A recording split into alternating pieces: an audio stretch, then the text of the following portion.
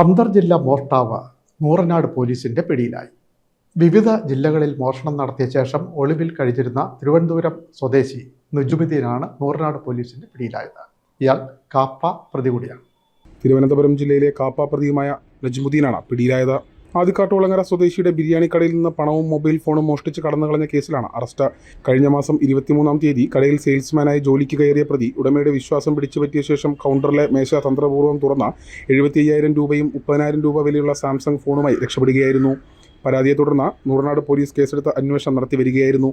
ജില്ലാ പോലീസ് മേധാവി MP Mohanachandran IPS അന്വേഷണത്തിന് പ്രത്യേക നിർദ്ദേശം നൽകിയതിന്റെ അടിസ്ഥാനത്തിൽ ചെങ്ങന്നൂർ DYSP MK ബിനുകുമാറിന്റെ മേൽനോട്ടത്തിൽ നൂറനാട് ഇൻസ്പെക്ടർ S ശ്രീകുമാറിന്റെ നേതൃത്വത്തിൽ പ്രത്യേക സംഘം രൂപീകരിച്ചായിരുന്നു അന്വേഷണം. പ്രതിയുടെ സ്വദേശമായ വിഴിഞ്ഞം കേന്ദ്രീകരിച്ച് നടത്തിയ അന്വേഷണത്തിലാണ് ഇയാൾ തിരുവനന്തപുരം ജില്ലയിൽ നിന്ന് നാടുകടത്തപ്പെട്ട കാപ്പ പ്രതിയാണെന്നും വിവിധ ജില്ലകളിലായി 7ഓളം മോഷണ കേസുകളിൽ പ്രതിയാണെന്നും വ്യക്തമായത്. തുടർന്ന് ആധുനിക സാങ്കേതിക വിദ്യയുടെ സഹായത്തോടെ നടത്തിയ വിശദമായ അന്വേഷണത്തിനൊടുവിൽ ചൊവ്വാഴ്ച പുലർച്ചെ കൊട്ടാരക്കര KSRTC സ്റ്റാൻഡിൽ വെച്ച് പോലീസ് പ്രതിയെ സാഹസികമായി കീഴ്പ്പെടുത്തുകയായിരുന്നു. SI Sreejith, senior CPO Prathapan, CPOമാരായ വിഷ്ണു, ജംഷാദ് എന്നിവരടങ്ങിയ സംഘമാണ് പ്രതിയെ പിടികൂടിയത്. Mavelikkara judicial first class magistrate കോടതിയിൽ ഹാജരാക്കിയ പ്രതിയെ റിമാൻഡ് ചെയ്തു.